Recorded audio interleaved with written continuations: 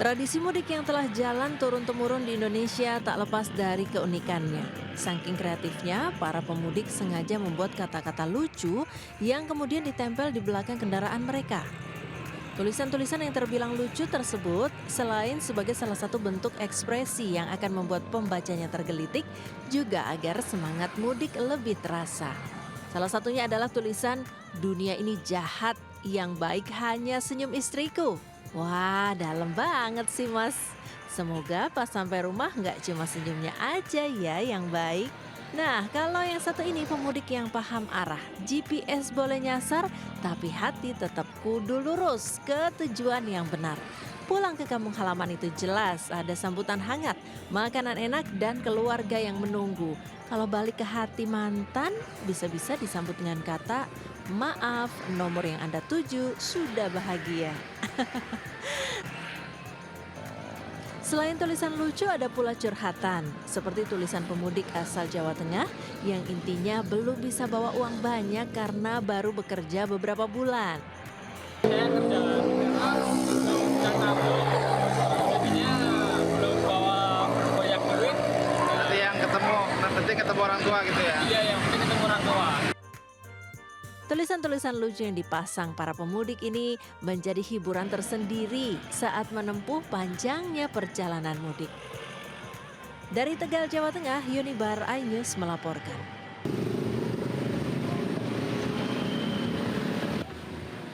Ribuan pemudik motor ini hanya bisa bergerak sangat lambat saat mendekati pasar Tumpah Mundu di Kabupaten Cirebon pada Jumat pagi.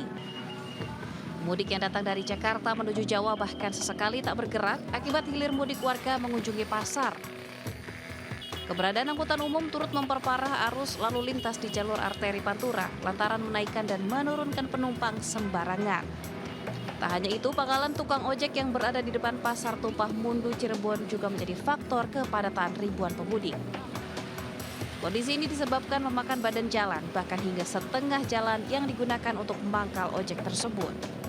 Sementara pada H-3 jelang Lebaran, volume kendaraan pemudik khususnya roda 2 membludak sejak Kamis malam.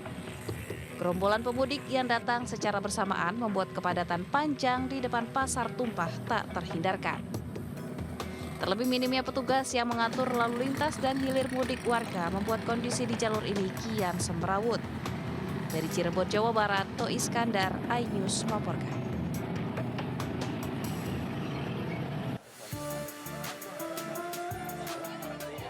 Perhiasan menjadi aksesori yang dicari kaum hawa untuk tampil menarik saat Lebaran. Di tengah harga emas yang tinggi, mereka berburu perhiasan emas imitasi. Seperti di Purwakarta, Jawa Barat, jelang Lebaran, toko perhiasan imitasi dipadati pembeli. Para pembeli yang didominasi emak-emak ini membeli perhiasan emas imitasi seperti cincin, gelang, kalung, dan anting. Rata-rata mereka mengaku membeli perhiasan emas imitasi untuk dipakai saat hari Lebaran. Alasannya, memilih emas ini karena harga perhiasan emas asli sedang tinggi. Warga juga mengaku sudah rutin setiap jelang Lebaran selalu membeli emas imitasi. Selain harganya murah, juga bisa dijual kembali. Kalau beli di emas asli, uangnya nggak cukup. Jadi di sini aja, nabung sambil berias sama-sama nabung. Yang penting bisa buat lebaran. Ya, bisa buat lebaran, besok bersambut tuh bisa dijual lagi di sini. Pegawai toko menyebutkan ramainya pembeli terjadi sepekan sebelum Lebaran. Harga perhiasan imitasi relatif murah, antara Rp25.000 hingga Rp35.000 per gramnya. Karena ya harganya juga murah, terus kualitasnya juga bagus. Rata-rata buat lebaran ya? Iya, buat lebaran kebanyakan. Ramainya pembeli di toko perhiasan emas imitasi ini biasanya hingga H-1 Lebaran. Dalam sehari mampu meraup omset 10 juta hingga puluhan juta rupiah. Dari Purwakarta, Jawa Barat, Irwan, iNews melaporkan.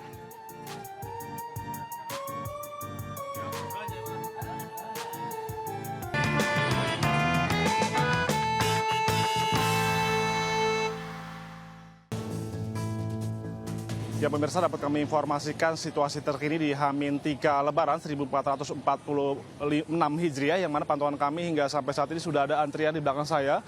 Dan memang rata-rata masyarakat ini lebih memilih berangkat pada malam hari untuk menghindari cuaca yang panas pada siang hari. Dan meskipun terpantau ada antrian, namun ini hanya sementara saja sifatnya, yang mana mereka ini hanya menunggu jadwal keberangkatan yang nantinya akan membawa mereka melalui dermaga 6 menuju Pelabuhan Bakahuni, Lampung.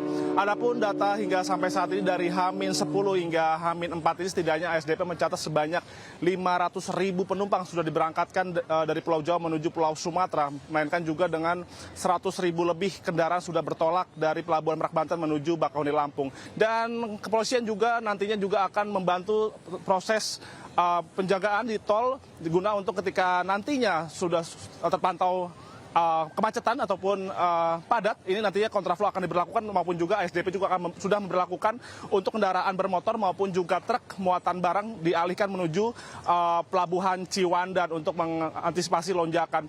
Dari Merak Banten, Indra Setiabudi, Jemi Jasin, iNews melaporkan.